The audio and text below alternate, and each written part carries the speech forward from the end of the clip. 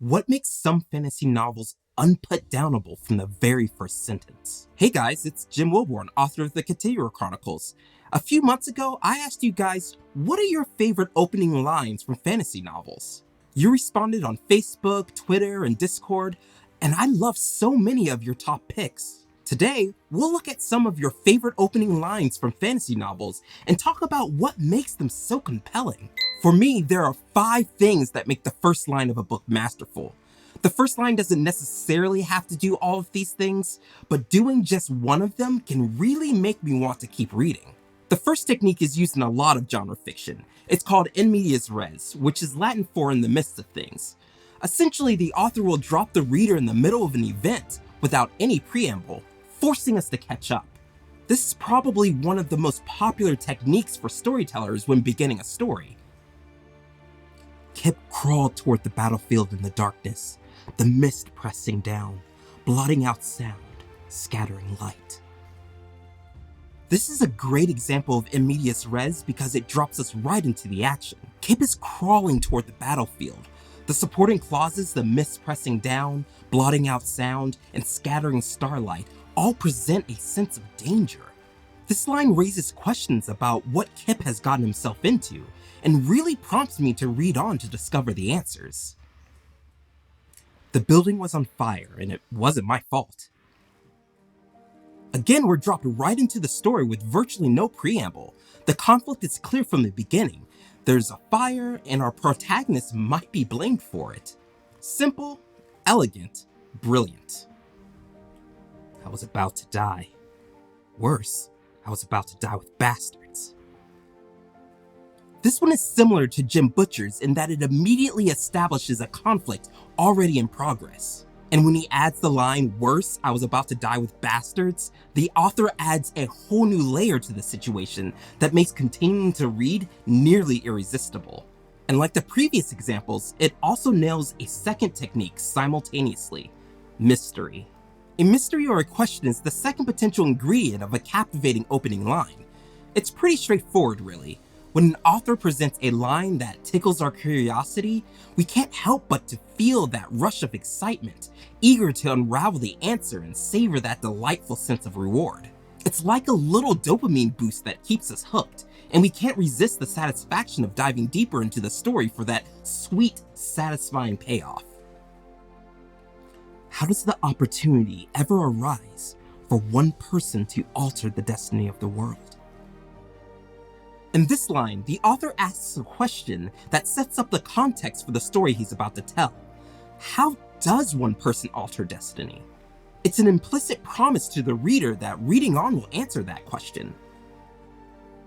There was a hand in the darkness, and it held a knife.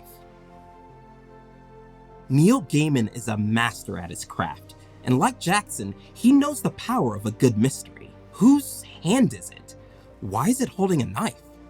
The element of darkness promises that there's something sinister afoot, foreshadowing the tragic nature of the story, and it's up to us to read on and discover not only whose hand it is, but also what menace is coming to the protagonist.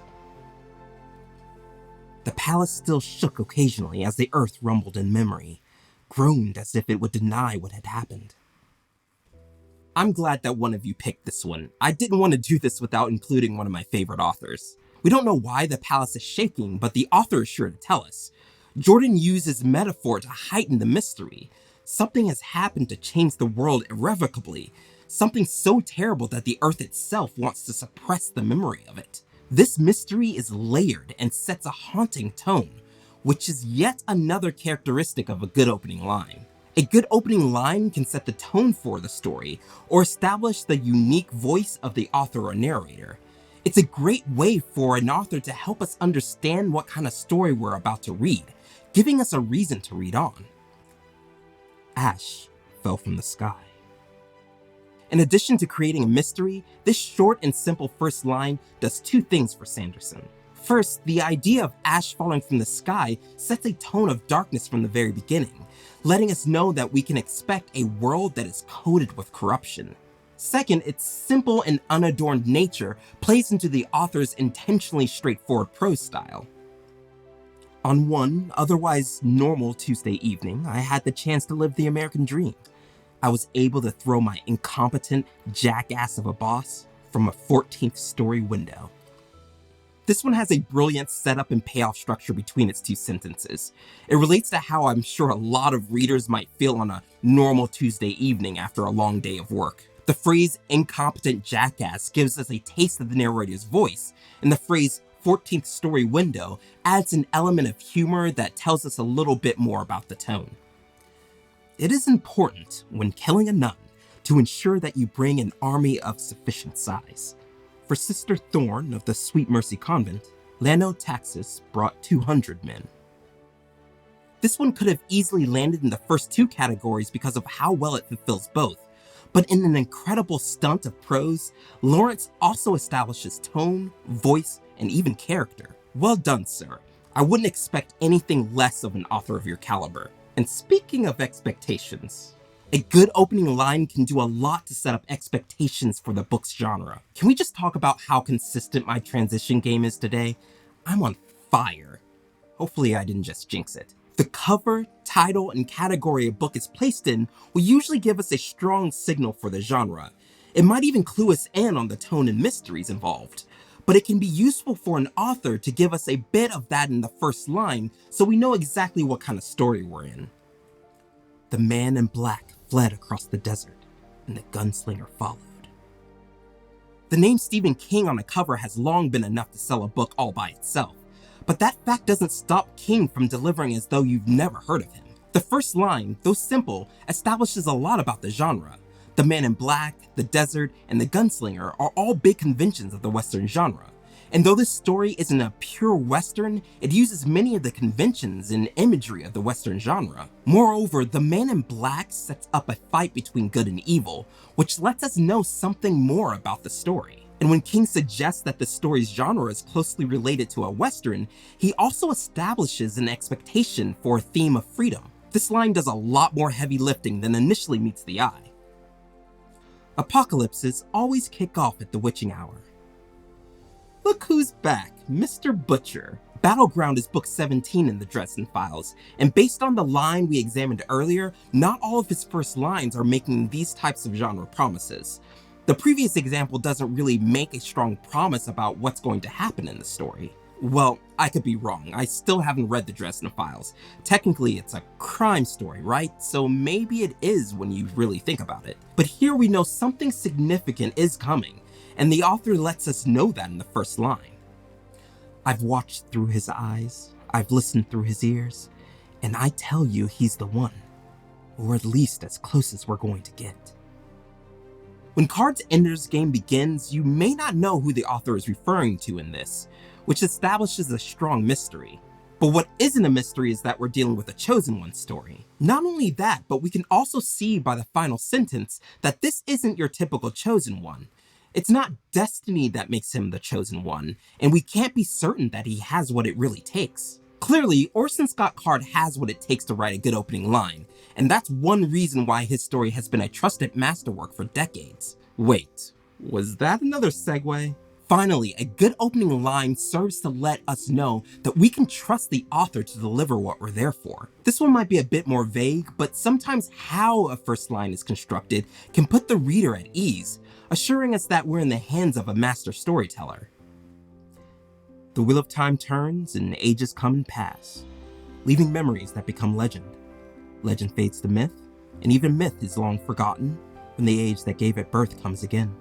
In one age, called the Third Age by some, an age yet to come, an age long past, a wind rose in the mountains of mist. The wind was not the beginning. There are neither beginnings nor endings to the turning of the wheel of time, but it was a beginning.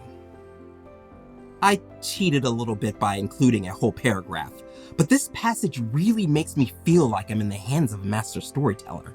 There's a way that Jordan uses his language here that invokes a mythic tone. Part of it is simply framing the story with an epic scope, but the use of phrases like fades to myth, an age yet to come, and a wind rose in the mountains of mist all tell the reader that the author understands the convention of the story he's telling. The comet's tail spread across the dawn, the red slash that bled above the crags of Dragonstone like a wound in the pink and purple sky. Martin's opening prose is a vivid metaphor. In addition to the brilliant omen of the comet, the red slash and wound tells the reader that the author understands how to use his words to great effect. And, like Jordan, Martin drops in Dragonstone, so we know that he understands the type of language we expected in epic fantasy. It was night again. The Waystone Inn lay in silence, and it was a silence of 3 parts. The most obvious part was a hollow, echoing quiet, made by the things that were lacking. If there had been a wind, it would have sighed through the trees, set the inn's sign creaking on its hooks, and brushed the silence down the road like trailing autumn leaves. If there had been a crowd, even a handful of men inside the inn, they would have filled the silence with conversation and laughter, the clatter and clamor one expects from a drinking house during the dark hours of the night. If there had been music. But no, of course there was no music. In fact, there were none of these things. And so, the silence remained. I cheated again, clearly. I could spend a whole video breaking down why this passage is masterful. Rothfuss's lyrical prose is renowned, and this passage creates an immersive atmosphere.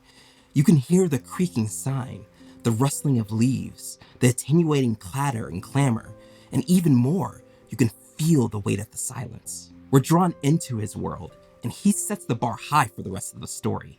All these opening lines are excellent examples of literary techniques that set up a great story to follow. But can someone do it all in one line? That's a really tough feat that most opening lines don't clear, and they don't really need to.